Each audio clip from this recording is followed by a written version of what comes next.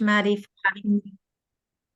Thank you, Maddie, and thank you for the cancer support group for inviting me today. I'm always excited to uh, talk about cancer and nutrition and prevention. I think the best way to treat cancer these days is cancer prevention. And we'll spend some time today actually talking about this notion that cancer cannot be prevented in older adults, but there has been a large volume of studies and publications that have challenged this idea.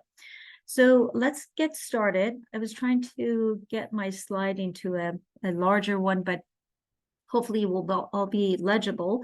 This is a summary of what we're going to be doing today, talking about some cancer prevalence. We'll start with some statistics in terms of the incidence of cancer in older adults, and then we'll review some of the causes of cancer and what cancer is all about. And then we'll have a review of the recommendations in terms of when to stop screening in our older ages, from American Cancer Society and other cancer societies. And then we will talk about some cancer prevention methods in older adults. And then eventually we'll talk about my favorite topic, which is about diet and nutrition in cancer. So just to give you some idea, what we've been looking at over the last decade or two is in 2015, over 1.6 million people were diagnosed with cancer. This number is predicted to increase by almost 50% by year 2050, with an annual increase cases by 2050 of 49%. This slide actually shows the cancer incidence projections in US between 2015 and 2050. And you can see the blue actually represents the year 2015, and the orange represents 2050. And as you can see, as we are moving into our 60s and 70s and 80s, the larger the number of incidents of the cancer in older adults by year 2050. So this is a major problem, and many countries are actually facing this major issue of how do we deal with this many number of cancer cases by that year. So the truth is that the number of adults entering the age groups at greatest risk for being diagnosed with cancer is actually increasing. So this kind of projections help the cancer control community to plan ahead and evaluate preventive strategies that help reduce the growing number of cancer cases. So what can we do about it, and can we do more than what we're doing already? So let's take a look at the cancer itself. So cancer is caused by many factors over a long period of time, creating opportunities throughout our lifetime to reduce those risks, even in our older ages. So older adults have really been excluded from cancer preventive efforts for many reasons. It could be accessibility to care. We'll look at some of these reasons actually in a few slides down. Or it could be the presence of comorbid conditions that actually inhibit them from having those screening tests that is necessary for them. So can we do more as a society to reduce cancer risk and preserve health as adults as we turn into our 60s and 70s and perhaps beyond? So the three most common cancers in both men and women are as follows. In men, prostate, lung, and colorectal, and in women, breast, lung, and colorectal. And this has been the way it's been. These are the three most common cancers for many years. These account for almost half of all new cancers among adults ages 60 and above. This pie chart actually shows some of the environmental causes, along with the tobacco, that that are considered to be causes of cancer. And as you can see, almost like 2/3 of this pie actually represent either tobacco or sunlight or occupational factors. And then I'm showing you this slide because almost 1/3 of this chart is included in diet and nutrition as cause of cancer. So we truly believe that diet and nutrition has a large role in determining the risk for cancer causation. This is another graph showing pretty much the same thing in terms of causes of cancer. So according to the World Health Organization, about 30 to 50% of all cancers are all preventable.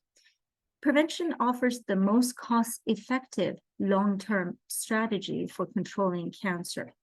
And so for that reason, national policies and programs should be implemented to raise awareness and reduce the exposure to these risk factors that cause cancer, and to ensure that people are actually provided and informed about this, support, and the information should be out there to adopt healthy lifestyles at any age.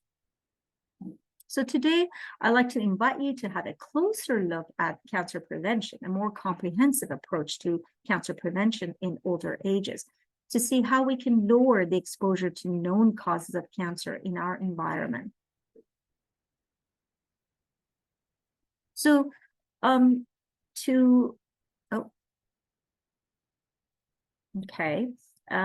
to promote social and physical environments that actually facilitate healthy behaviors like sun safety, physical activity, meaningful social engagements, and to expand appropriate use of cancer screening tests and other preventive health services at older ages, and to see how to best communicate this information with older individuals and engage them in these efforts, because that's in fact the key to having prevention of the cancer in older ages, to have the older individuals be engaged with this sort of conversation.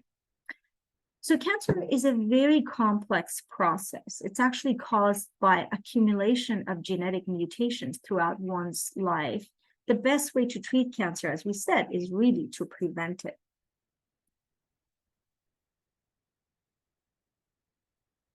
So National Cancer Institute has estimated that at age 60, when we reach age 60, a person's remaining lifetime risk of being diagnosed with an invasive kind of cancer is about 35%. And this reduces as we age into our 70s and 80s. So by age 70, that figure drops to 29%, and by age 80, only 19%. So the truth is that no matter how old we are, the majority of older individuals will never be diagnosed with cancer, by the time they're in their 60s and 70s. Only a third. So cancer development is a multi-step process. It involves a combination of factors. The cancer, I always tell my patients, it's not just one disease, but it's many diseases. Therefore, the treatment or prevention cannot be just one factor. It has to be a multitude of factors. So each risk factor represents a component of cancer causation, and therefore it provides an opportunity to prevent cancer at any time up to that final component, even years after the first one. So let's talk about screening. The truth is that prevention is the best therapy, but many older individuals really don't receive the recommended screening tests for cancer and other clinical preventive services. And we'll look at why that's the case. So socioeconomic factors can have a big influence in receiving these health services. Patients they don't have the appropriate social support. They may be financially not in a good position. As we age, the cost of medications and healthcare is not necessarily that much cheaper than when we were younger. And so all of these socioeconomic factors can actually inhibit a person from pursuing with further health. In addition to that, some of the adults will have serious comorbid conditions, diabetes, heart disease, or, lack of mobility. And so cancer screening may offer them more harm than benefit. So we really have to sit down and decide who needs the cancer screening at what age. And we can't really depend on the age. Although there are set criteria by cancer community societies that have set to let us guide our patients into when would be, the right age to start screening and when would be the right age to stop screening. The truth is that that is an individualized decision, as we will see in a minute. So overall benefits of a screening test, such as detecting cancer earlier, is really important in younger adults when it's potentially easier to treat the cancer, to diagnose it at an earlier stage, and to be able to cure it. And so the benefits definitely outweigh the likelihood of harm when you're younger. But that's not necessarily true as we age. So some studies have actually shown that overall, 45 to 75% of older individuals are actually getting screened past their recommended age. And this is called the overscreening. So under-screening is a problem in older individuals, and overscreening is a problem in older individuals, because not all physicians are informed of the guidelines, for example, from American Cancer Society, to what age stop the screening for cervical cancer, breast cancer, or colorectal cancer. So these are some of the recommendations for age screening at older age and when to stop. The United States Preventive Services Task Force recommends that people at average risk of cancer to get their colorectal cancer screening by age 75 or through age 75. So beyond age 75, the GI doctors or oncologists like myself will not necessarily recommend screening for colon cancer beyond age 75. Again, for someone who has an average risk for developing cancer. So if somebody has had, for example, a familial cancer syndrome such as Lynch syndrome, or they've had already a history of colon cancer with abnormal prior colonoscopies that included polyps, etc., then their GI doctor might actually decide to go on longer, up until age 80 or 85. But that's, again, individualized. So for a normal person, otherwise, without a strong family history or a personal history of colon cancer, the colorectal cancer screening is recommended up to age 75. Same with breast cancer. Breast cancer screening with routine screening mammography should continue up until age 75. Again, somebody who has had a breast cancer diagnosis at age 70, we may not decide to stop at age 75 because there's still benefits that outweigh the risk of continued screening for that person. Cervical cancer, we stop by age 65. So up until 65, you should get your pap smears, and beyond that, not recommended. So cancer screening in older individuals should not be based on age alone. Given the heterogeneity of nature of aging in older individuals, this has to be an individualized decision. So studies suggest that if somebody has a life expectancy of at least 10 years, then they can still continue with screening testing to derive a potential survival benefit from that screening. So if somebody has so many comorbid conditions that their life expectancy is just 2 to 5 years, then sending them through screening testing can be quite harmful. So I'm showing you this slide to let you know that there is a heterogeneity in aging. We don't age the same, right? And so on the left side, there's the picture of a gentleman who is in his late 70s. And on the right is the same age person. You can clearly see the difference. Me talking without seeing the slide. So we're just gonna keep going. I talked about cancer being a complex process. We talked about risk factors for remaining lifetime of a person when they reach age 60. And I think I'm going to skip some of these and then just go straight to screening. Are you seeing the page screening? Slide number 15? Yes. Okay, perfect. All right, so why don't we go through these quickly? So many older adults don't receive the recommended screening. And we talked about some of the problems, including socioeconomic factors, and then also the comorbid conditions that inhibit a person from being able to get the right screening. So overall benefits of screening is better or more in younger adult years, and because they don't cause potential harms. But when it comes to older individuals, the screening can actually be harmful. So a lot of the older individuals are actually getting over screening. Okay, and this is the slide that I wanted you all to see, and hopefully you will have access to these slides because it's being recorded. So the recommended age for screening for colorectal and breast is age 75, and for cervical cancer is age 65. All right, so cancer screening should be individualized for every person. And I was showing you this slide to let you know that there's heterogeneity in aging. So on the left side of this slide, there is the gentleman in his late 70s who is in the hospital bed with multiple comorbid conditions and may have a much less life expectancy than the woman on the right side who's exercising and is actually keeping a healthy lifestyle. So when we provide screening for individuals based on their age, then it could be actually causing harm more than benefit, and vice versa. So we're really going to think about who needs the screening testing and when we should stop. So screening for breast and colon cancer is not recommended in those with a life expectancy of less than 10 years. And prostate cancer screening, if performed at all, should not be performed after age 69. And cervical cancer may be stopped after age 65.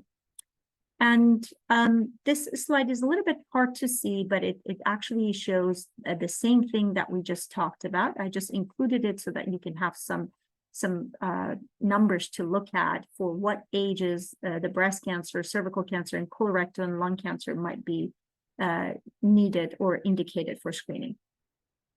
All right, so let's move on to cancer screening decisions. So we said that we want it to be individualized approach. And so these decisions involve accounting for risk and benefit of cancer screening in this population.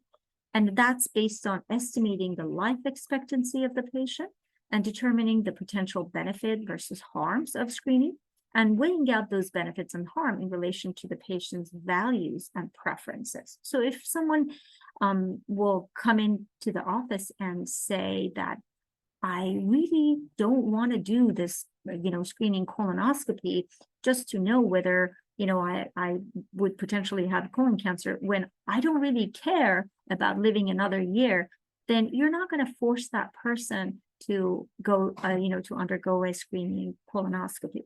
I have personally had young patients in my career that presented with genetic mutations that would be causing, for example, stomach cancer in 100% of the time in their lifetime of their life expectancy. And they were in their 30s and 40s. And the recommendation would be to do screening, upper endoscopies, and maybe even gastrectomy. And they have said no to that because it affected their quality of life. And so the patient's values and preferences play a role in this decision as well. Okay, these are some 3 key areas that are involved when we make recommendations for a structured framework focus of screening. So the person's overall health, the estimated life expectancy is important, the individual's preferences and values, as well as how health and life expectancy and that preference is impacting the potential benefit and harm from that screening. So older adults are a group of patients, in summary, that require a special multidisciplinary approach to optimize their therapy and increase quality of life that may be impaired by aging, cancer, and the side effects of the therapy. So evaluating strategies, taking advantage of a comprehensive geriatric assessment tool sometimes is what is needed to help these individuals to offer them. So this is in fact a tool that geriatrics use a lot of times, and they put in the numbers, they put in the patient's performance status and preferences and quality of life, etc., to decide whether they actually qualify for a screening test or not. So these tools actually exist. All right, so we come to lifestyle and cancer prevention. Much of what we know today about cancer prevention is really associated with lifestyle, of which the dietary pattern and nutrition play a very important role. So there's a lot of evidence to support that healthy dietary patterns and increased physical activity and less consumption of alcohol or no consumption of alcohol can all influence an older individual's risk of developing cancer.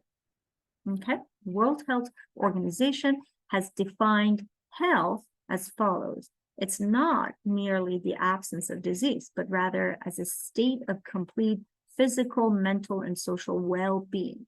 So I've had many patients in my practice that their cancer has been in remission and it's never come back during my lifetime and their lifetime, but yet they're not healthy because they have this wariness about their disease coming back, or they have other psychosocial issues that have put their health in jeopardy. So absence of disease is not always the definition of health. And I've truly understood this by seeing the difference when a patient may have advanced disease and yet they're healthier than some of my other patients whose cancer is actually in remission, because these individuals know how to deal with the stress of that cancer. And they, in fact, many times they tell me, you know, Dr. Bahadini, if it wasn't because of the imaging and the laboratory, we wouldn't even think that we had cancer. So cancer prevention is more than just the avoidance of death from cancer. It's really a way to delay or to prevent the onset of new cancer cases and increase the health span as well as the lifespan of these individuals. So the goal is more cancer-free years for as many people as possible.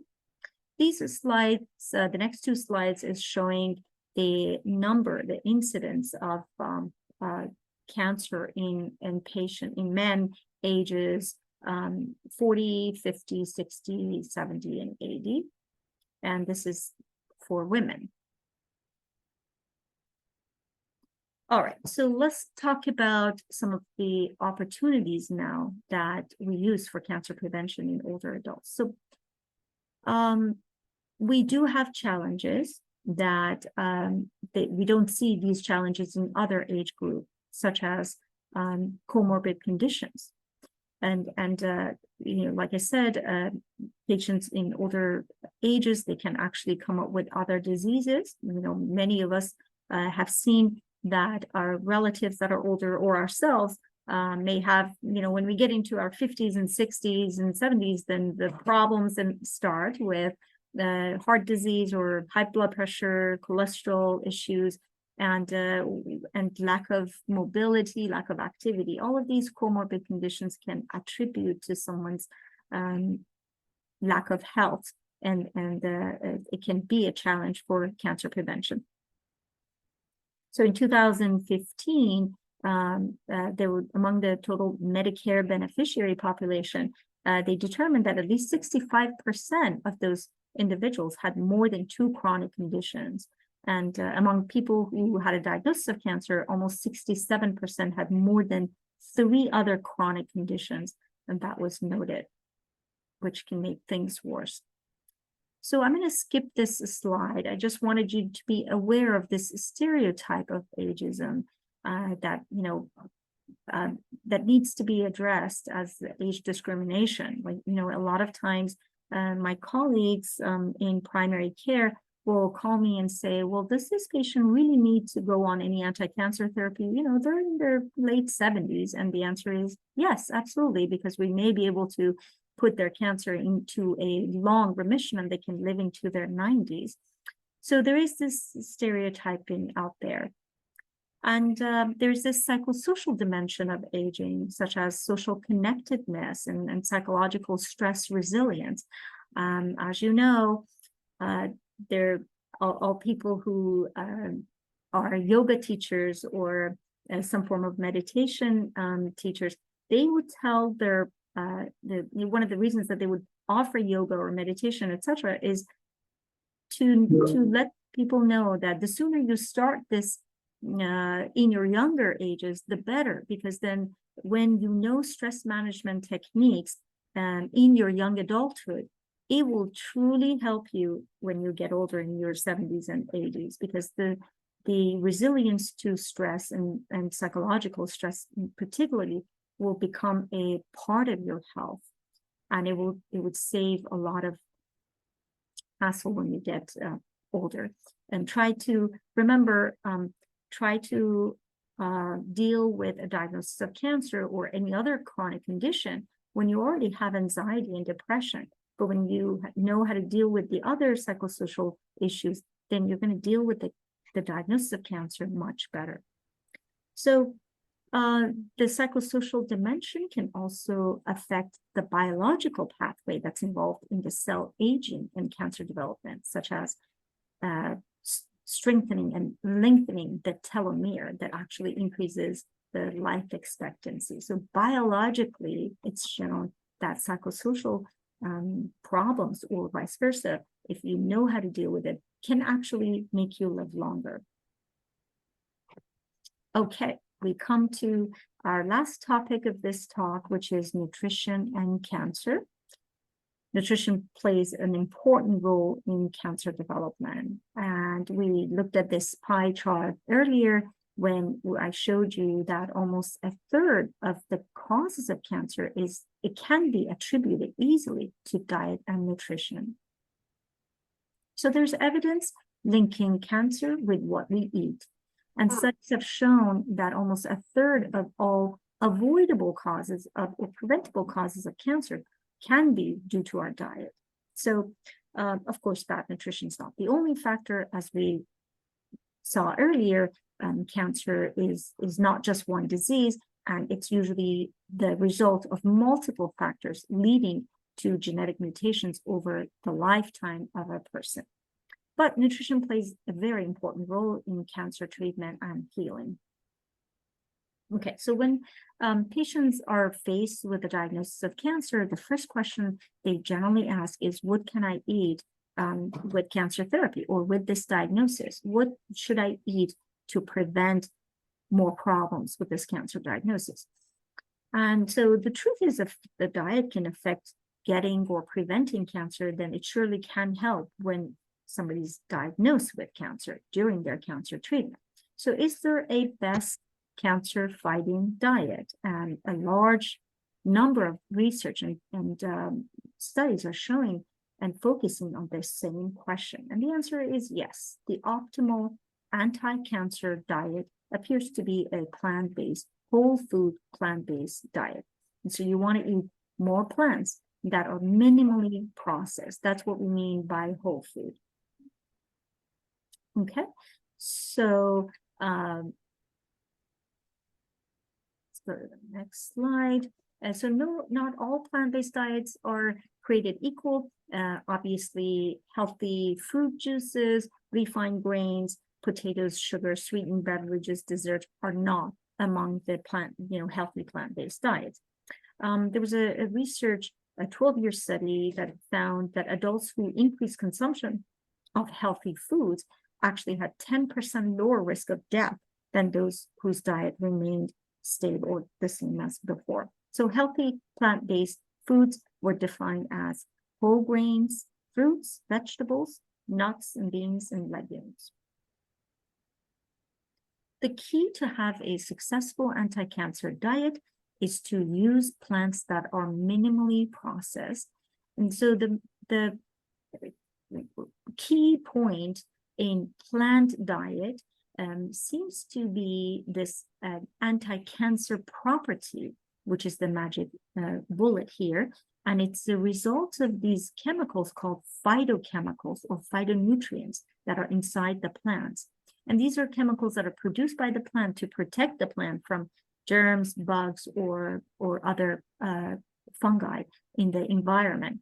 There was actually something really interesting that I saw, a documentary just recently about a discovery that a tree is able to actually get the DNA from a worm that's walking on its leaves, and it's actually putting its tongue into that leaf.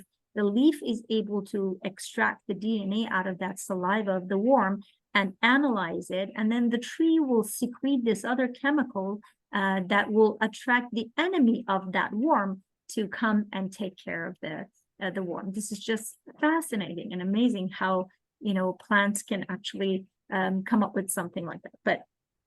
But anyways, these polyphenolic compounds are the ones that are important, and those are the ones that give the plants the rich colors.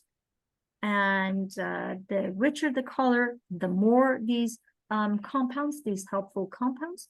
And so plants that are full of these phytochemicals are what we should be consuming.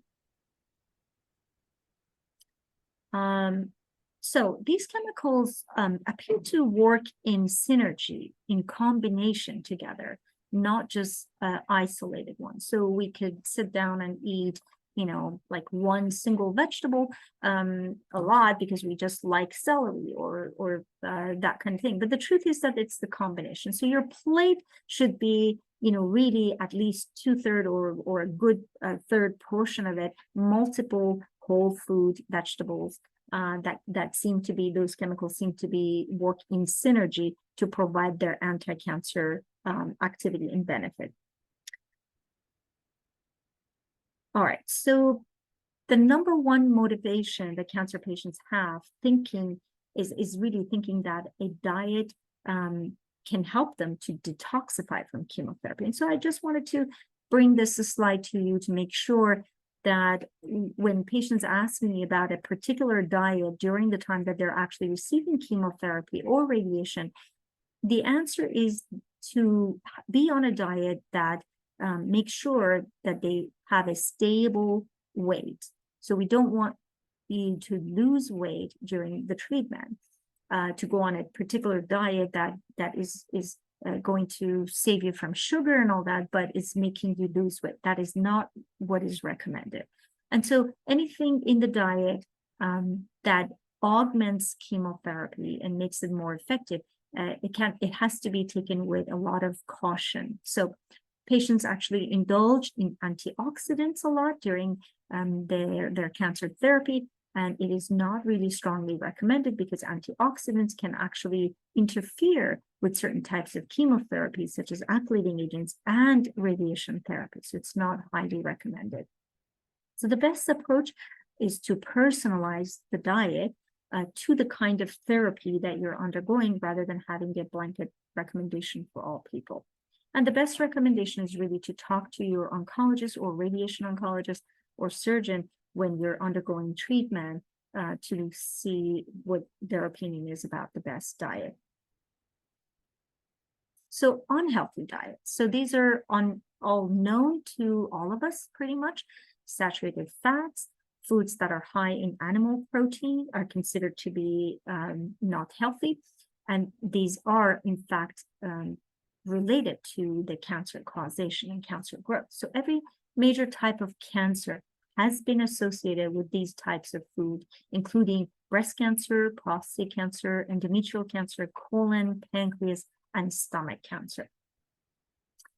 And a lot of the bad effect or detrimental effect of these animal food products come from the cooking process, interestingly. So with high temperatures, more than 260 Fahrenheit, appear to create a lot of these cancer-causing compounds. And then these heterocyclic amines are the byproducts with the high overly cooked meats that can actually cause cancer. So World Health Organization, an international agency for research on cancer, issued a statement labeling processed meat is a carcinogen. So carcinogens are considered cancer-causing agents, including tobacco, asbestos, and now processed meat. There's evidence, tight evidence, that processed meat is considered a carcinogen. I always remember when I took my daughter to restaurants in Simi Valley, I couldn't help but resist to see all these signs around the restaurants saying, be aware of the carcinogens in this environment. And, we know what that means. It's really the process, usually the processed meat along with other environmental factors that are, in that area. So even in the raw meat, we think that there's these inherent products in the meat itself that are referred to as persistent organic pollutants, that some people will call them forever chemicals because they don't get degraded. They just don't go away. And they're very resistant to environmental degradation. They can actually, when consumed, they can impact our health. So let's take a quick look at the differences between organic and inorganic. Inorganic plant-based foods have residues, pesticides that are not meant to be consumed. Organic foods is really come from crops that are produced on farms that have not used any synthetic pesticides or herbicides or fertilizers for 3 years in a row before harvesting that food. So there need to be a significant buffer zone to make sure that there's no contamination from nearby farmland. So the definition of organic is actually quite restricted.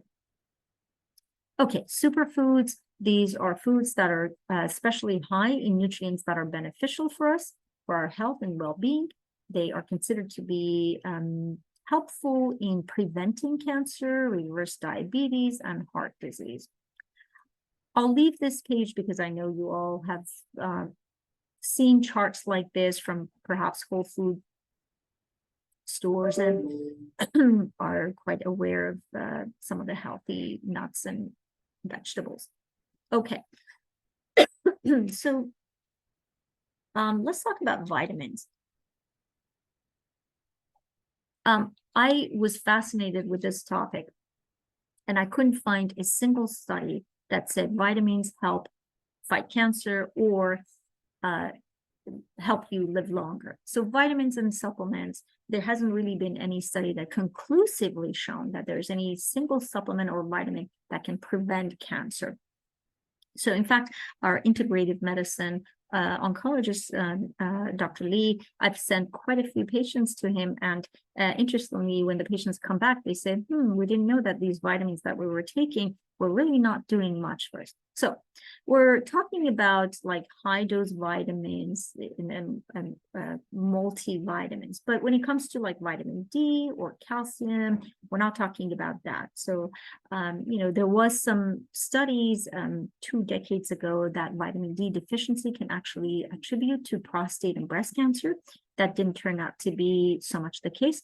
But it has been shown in some studies that vitamin D has been linked with decreased cancer mortality, but not decreasing cancer incidence. Okay, so the best advice is eat the foods that contain those vitamins and supplements because there's more benefit in whole food rather than just the pill supplement. All right. Diet while on chemotherapy.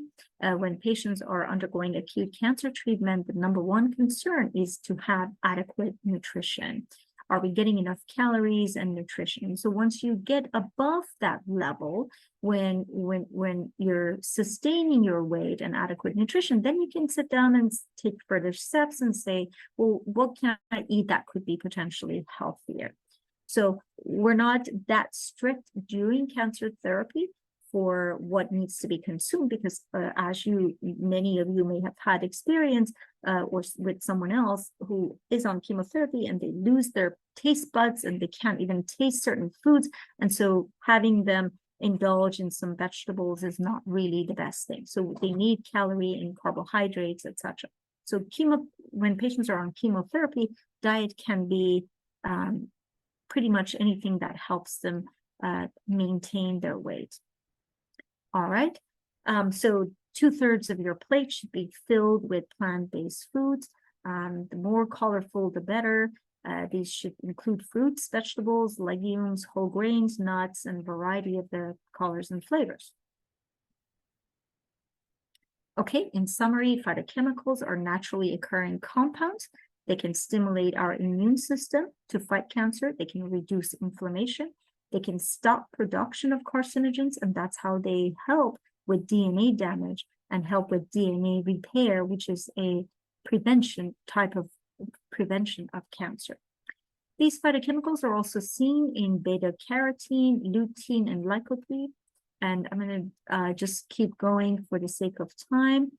Let me just talk to you a little bit about protein. So the protein source, protein is essential for growth. For both women and men, I think women, the recommended daily dose is about 45 grams, and for men might be a little bit higher, like 54 grams per day. And so a lot of people think that if you're a vegetarian, you're not getting enough protein, and that's not the case. That's definitely not the case. You can certainly get all of your proteins, even up to 90 grams a day, more than recommended dose, by just eating vegetables. So protein is essential for growth, repair of tissues, and maintaining a healthy immune system.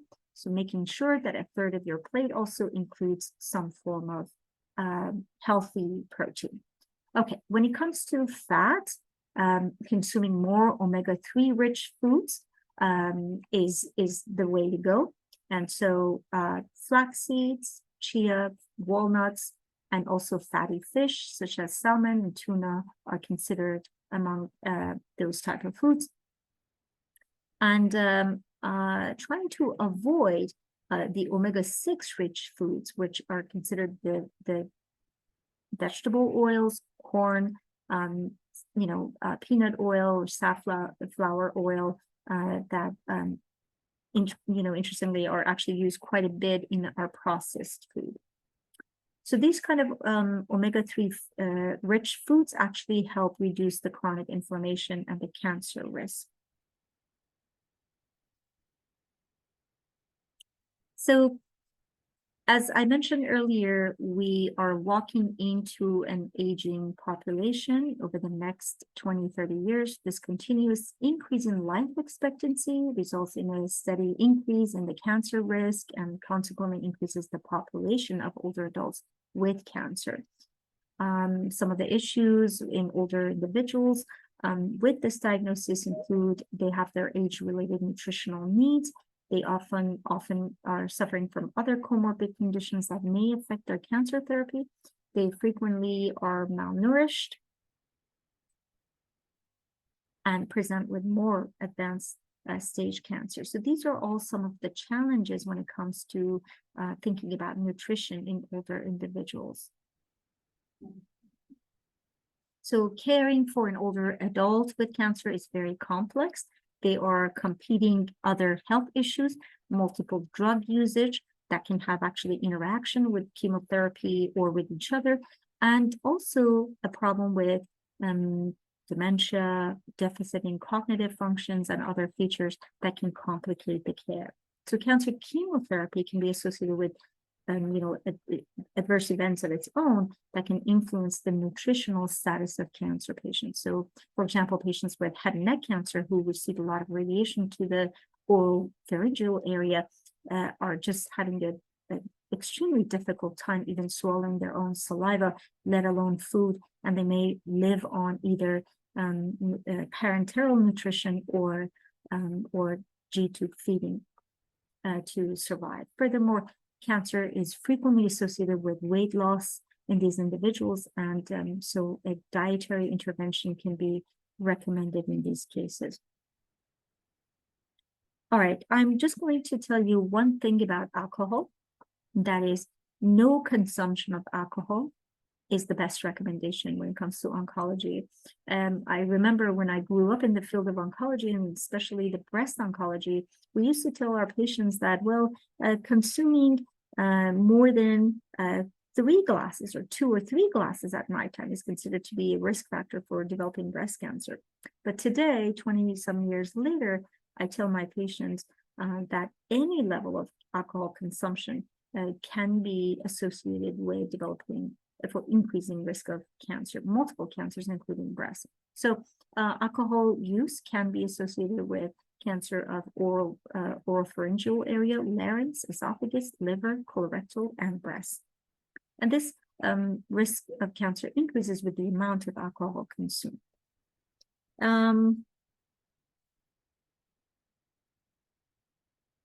Let's see. I think I wanted to tell you one thing about this slide, and that is that there's this interesting field of epigenetics, which is an emerging field.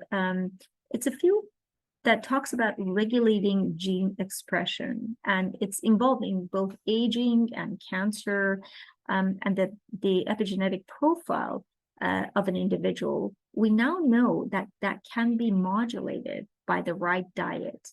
So if we are consuming the right nutrition, and of course the nutrition comes with the physical activity and psychosocial balance, etc., it seems to be helping with this gene expression down the line that can actually help us to stay healthier longer.